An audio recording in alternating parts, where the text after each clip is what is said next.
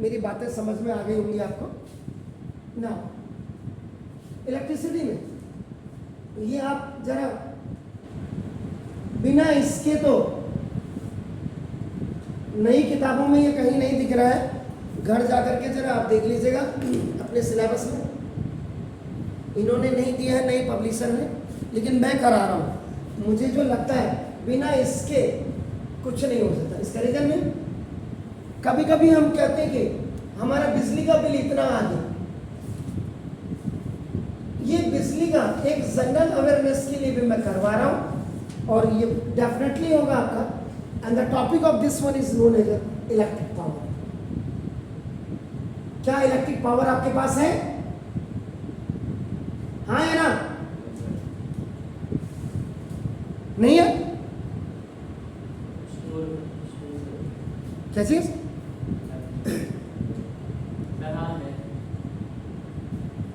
हाँ देखिएगा, this is a conductor. Conductor means wire. When electricity या electric current flows through the conductor, electrical energy is used. Simple सी बात है।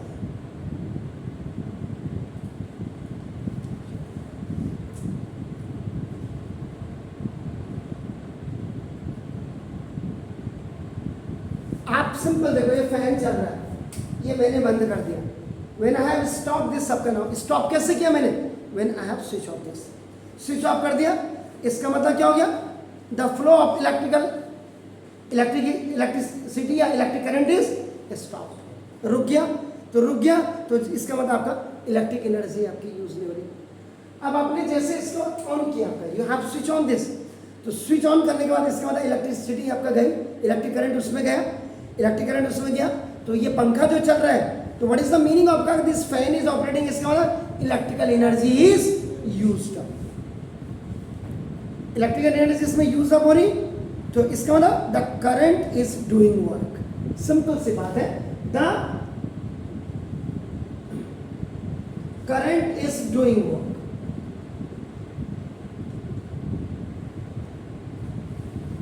इतना हो गया।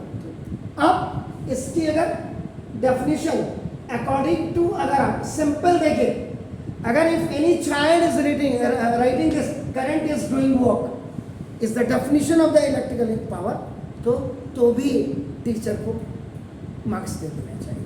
सुनिए, इसका मतलब electric power now is the electric work done per unit time, rate of work done is also known as rate of done. Rate of मैंने जब भी बोला था क्या होगा, इसका मतलब anything, any material which is, या एनी नंबर विच इज, या एनी सब्सटेंस विच इज, या एनी आपका नाम जो भी आपका है, दिस वन इज न्यूमरेटर में, वो आपका टाइम से डिवाइड हो रहा है इसमें। सिंपल। अब आपका देखो, याद करेगा क्या बोला था मैंने जब physics I had started, definition आपको पता होनी चाहिए, फिगर आपको पता होनी चाहिए, फॉर्मूला आपको पता होना चाहिए, यूनिट आपको पता होना चाहिए। तो देखो डेफिनेशन हो गया पहली से। दूसरा देखो अब फॉर्मूला,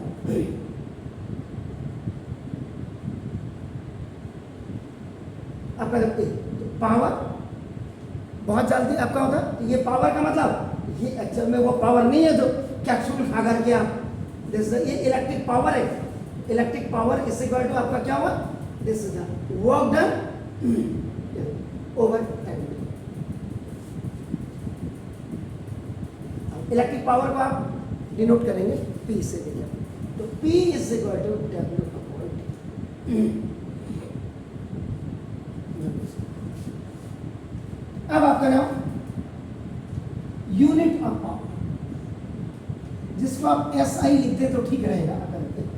ये दिस वर्क डन का मतलब आपका energy GOUL joule upon second, और जूल पर सेकेंड को ही आपका it is known as watt. तो SI unit of power is आपका देखना दिस क्लियर है? इसका मतलब the power of it, the power of 1 watt. 1 watt की पावर आपका ना देखो, this is the rate, is the rate of working of 1 joule. This rate of working of 1 joule per second. ये मतलब simple है। अब हम कहेंगे से 1 watt is equal to 1 joule upon 1 second. Then इसके बाद आपका नाम कॉमर्शियल पर्पस के लिए अगर आप देखेंगे तो इलेक्ट्रिक पावर अगर एक्चुअली वॉट इज ये जो वॉट है, this is a small unit,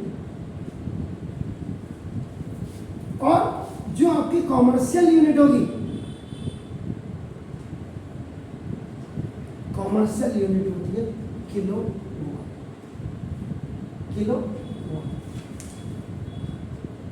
इसका मतलब 1 kilowatt is equal to 1000 watt या 10 to the power 3 watt भी आप लिख सकते हो। 1 किलोवाट। इसको आप मिली वॉट मत कहिएगा क्योंकि ये प्लस में ही याद रखेगा। तो ये हो गया electric power is the rate of eight which the electrical energy is consumed.